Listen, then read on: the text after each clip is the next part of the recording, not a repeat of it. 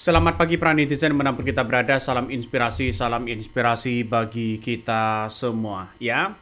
Sekarang giliran kubu Jokowi begitu kan ya, mengkritik habis-habisan dan melaporkan AHY ya dan Ibas ya, dilaporkan ke KPK karena dianggap bahwa harta melonjak sampai 733%. Wih. Kok sebegitu ngerinya begitu kubu-kubu Jokowi begitu kan? Kok saling lapor sana sini? Itu harta kekayaan orang begitu kan ya, bukan hutang. Dia kan punya perusahaan, mungkin perusahaannya kan semakin tinggi ya, ada pemasukan lagi melonjak begitu kan. Beda dengan Kaisang. Kaisang kan punya apa namanya, diduga begitu kan ya, nggak tahu perusahaannya terafiliasi kepada Kaisang atau tidak. Yang jelas begitu kabarnya perusahaan Kaisang kabarnya punya hutang 2,8 triliun. Ya, kok harta orang yang apa namanya, kok ya, harta orang kok yang diusut begitu kan? Bagaimana dengan hutang sendirinya begitu? Ini kan lucu pada akhirnya. Secara tidak langsung senjata makan tuan, ya. Ibas yang dilaporkan, AHY yang dilaporkan, malah Kaisang yang kena sasarannya. Benar nggak Bang seperti itu? Ya, kita lihat saja begitu. Ya, kok sebegitu ngerinya? Karena memang potensi di tahun 2029 itu bukan tidak mungkin Presiden Prabowo Subianto itu ya menggadang-gadang begitu kan ya, bahwa AHY itu akan menjadi calon kuat ya, menjadi calon kuat di presiden wakil presiden di tahun 2029. Nah, sekarang ini kita lihat saja bahwa persoalan-persoalan apa yang kemudian dilakukan dari lawan-lawan kubu Jokowi ini dilaporkan. Seperti Anies dianggap cari panggung, padahal Anies bukan siapa-siapa begitu kan ya. Terus kemudian ada punya elektabilitas dan popularitas ya, diserang sana sini begitu. Pak JK diserang sana sini begitu. Inilah kelakuan-kelakuan mereka begitu ya. Ujung-ujungnya saling melaporkan. Buat apa melaporkan seperti itu, Bos? Ya, gak ada gunanya. Ya, kita negara kita begitu kan ya. Jangan-jangan orang yang melaporkan itu belum bayar pajak. Ya, harta kekayaan orang melonjak ya, dia punya perusahaan, ngapain kita masih apa namanya, ngebet mau melaporkan orang gitu. Kalau punya hutang itulah begitu ya, apalagi hutang ke negara. Coba kita tonton ya. Datang ke KPK untuk melaporkan Edi Baskoro dan Bapak Agus Harimurti Yudhoyono dalam hal kita menemukan peningkatan kekayaan mereka melonjak sangat signifikan ketika mereka di fase-fase jabatan-jabatan tertentu gitu. Angka-angka ini muncul khususnya adiknya Edi Baskoro, dia mendapatkan penambahan penghasilan ataupun kekayaan itu sekitar 700% meningkat dari sebelumnya. Nah, ini tentu menjadi pertanyaan bagi kita sebagai masyarakat, sebagai lembaga swadaya masyarakat untuk melihat ini, apakah benar ini adalah hasil sendiri begitu atau hasil cuci uang. Nah, dalam hal ini kita berharap agar KPK bersama PPATK segera melakukan audit, begitu, melakukan audit, mengklarifikasi, memastikan ini adalah uang halal bagi dia tentunya. Itu Bang. Kenaikan. Ya, kalau menurut saya pribadi cari sensasi lah ya. Kalau mau tabayun, ya datangi AHY dong, ya. Kok dia mau ngusut apa namanya, datang melaporkan ke KPK? KPK itu tindak pidana korupsi, ya. KPK itu ya di situ kerjanya begitu. Nah, AHY ini dengan Ibas, apakah korupsi begitu kan? Nah, ini yang menjadi pertanyaan. Ya, kalau media melaporkan ke KPK, saya kira salah alamat. Kalau dia tanya ke PPATK, ya, terus kemudian telusuri mereka dengan sendirinya, kok orang mau disuruh-suruh? Ini kan pada akhirnya agak lucu begitu ya. Jadi inilah kelakuan-kelakuan siapa lagi begitu orang yang tidak suka kepada AHY begitu. Saya kira banyak. Ya, kubu-kubu Jokowi yang tidak suka pada AHY, naik elektabilitasnya, ya dikritik habis-habisan, dibentar-benturkan sana sini begitu. Padahal tidak ada masalah, ya, dengan Presiden Prabowo Subianto. Agar apa? Ya, agar dilihat rekam jejaknya begitu kan. Ya, lalu kemudian di framing sana sini. Pada akhirnya AHY lah yang akan dipilih nanti ya sebagai seorang wakil presiden oleh Prabowo. Ya, Gibran kemana? Dibuang dong. Bisa saja ya. Ini AHY dan Ibas dilaporkan ke KPK gara-gara harta yang meroket hingga ratusan persen. Banyak komentar-komentar netizen. Bagaimana dengan Luhut? Bagaimana dengan perusahaan Kaisang ini? Daftar bank ya penopang gunung utang perusahaan udang Kaisang. Ini banyak sekali begitu kan? Ya coba kita lihat saja. Ada BCA, ada Bank Permata itu swasta semua begitu kan ya. Bank Maspion Indonesia ya kita lihat saja begitu ini kan ada hutang lebih dari 2 triliun begitu kan 2,8 triliun dan sebagainya. Nah ini bagaimana begitu kan ya 3 ekor anak piye kabari. Ya kenapa kok Kaisang kok tidak dilaporkan begitu kalau ingin cari keadilan ya kalau ingin cari siapa yang kemudian punya hutang ke negara. Coba lihat saja begitu kan. Kenapa Kaisang tidak diusut begitu? Ya itu logikanya. Jadi sebenarnya saya melihat bahwa hal-hal seperti itu kan bukan soal AHY itu diduga korupsi atau tidak, tapi kan persoalan di mana ingin mematahkan bagaimana AHY ya berkiprah di tahun 2009 itu saja. Ingin menurunkan secara elektabilitas dan popularitas. Tapi sekarang ya AHY popularitasnya sangat tinggi begitu kan ya. Terus kemudian Partai Demokrat ya banyak peminatnya dan sebagainya.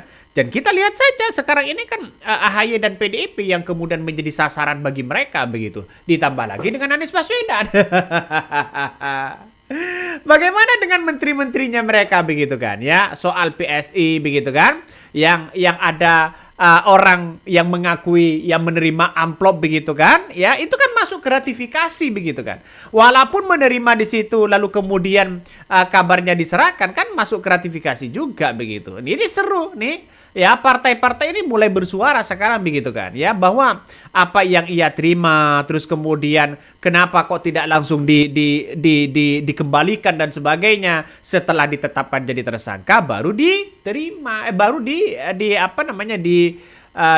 dikembalikan begitu. Ada apa dengan ini? Orang pasti banyak yang berkomentar seperti itu. Nah, KPK harus segera periksa Menhut. Ini ya itu alasan saja. Kalau dia memang tahu ada amplop yang ditinggalkan, kenapa tidak langsung diserahkan ke KPK? Nah itu mungkin ya 1 hari penasaran, 2 hari penasaran dengan amplop itu, 3 hari ya masih dibuka dikit, warnanya agak apa. Baru 4 hari dibuka ya, baru 8 hari, wih ini kok gede banget begitu, ketahuan apa enggak ini?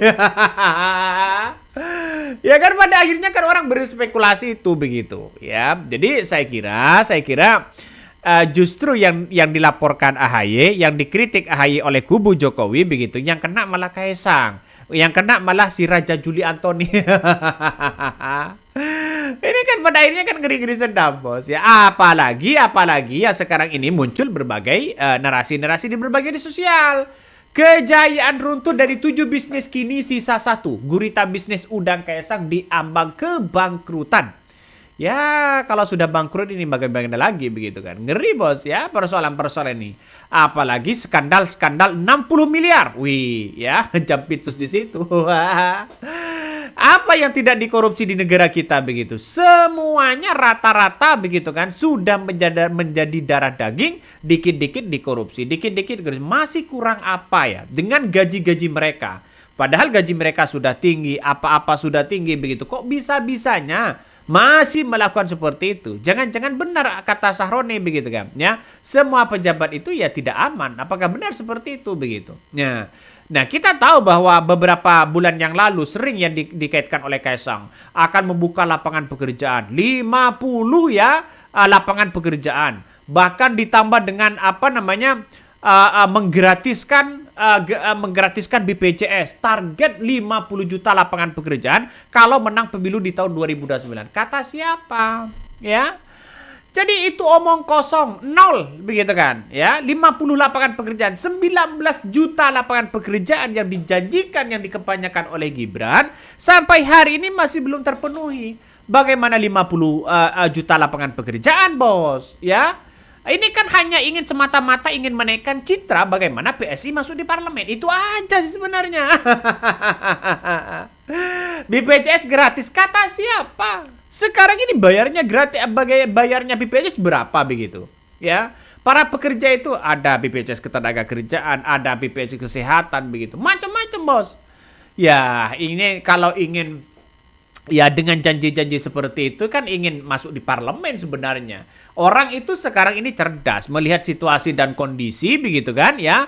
Di mana seolah-olah partai ingin mencuri perhatian di situ begitu. Tapi kan pada hakikatnya tidak bisa lah membuka lapangan pekerjaan dan sebanyak itu begitu.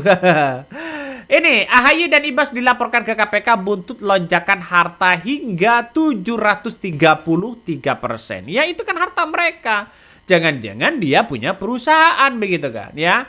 Menteri Koordinator Bidang Infrastruktur dan Pembangunan Kewilayahan Agus Harimurti Yudhoyono atau AHY ya dan Ibas begitu kan yang dilaporkan ya langsung ya oleh pimpinan pusat DPP Gerakan Hak Asasi dan Reformasi Indonesia Sejahtera. Garisnya coba tanyakan programnya apa begitu kan.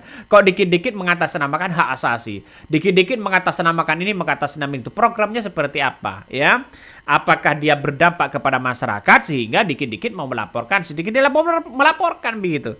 Nah, Ketua Umum DPP begitu Hotmartua Simanjuntak mengatakan pihaknya meminta KPK bersama PPATK menelaah ya mengklarifikasi dan menelusuri asal-usul pertambahan harta kedua politikus Demokrat itu. Lantas bagaimana dengan harta-harta?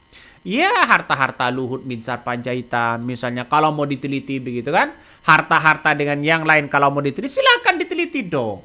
Jangan harta orang yang diusut. Dia kan tidak punya hutang terhadap negara. Baru kalau punya hutang seperti punya hutang ke negara baru diusut begitu kan. Itu kan yang paling kita lihat. Jadi artinya apa? Artinya secara tidak langsung bahwa ya jangan dikit-dikit melaporkan. Pada akhirnya bukan dirinya yang malu, tapi Jokowinya yang malu begitu.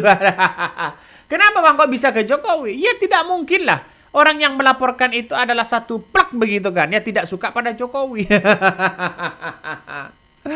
Aduh. Inilah dikit-dikit dilaporkan. Ada apa? Ini kan mesti pertanyaan besar begitu. Ada apa kok dikit-dikit melaporkan begitu? Kalau menurut saya pribadi ya ngapain kita melapor seperti itu begitu kan? Nggak ada gunanya ya. Ya ini kan kita lihat saja agak lain memang kata orang-orang di sini begitu kan ya. Karena kita lihat saja bahwa persoalan-persoalan korupsi itu kan sudah ada penegakan hukum sendiri ya. PPATK sudah ada bergerak. Pasti dia akan bergerak begitu. Kalau ada kelonjakan harta mereka mungkin dari perusahaan mereka atau dari gaji-gaji mereka. Kan dia menteri begitu. Berapa gaji menteri? Kan miliaran begitu ya. Ada menteri rangkap komisaris begitu ada, wakil menteri rangkap komisaris ada begitu kan. Tapi nggak tahu ini negara kita ini ya seperti inilah ya negara kita.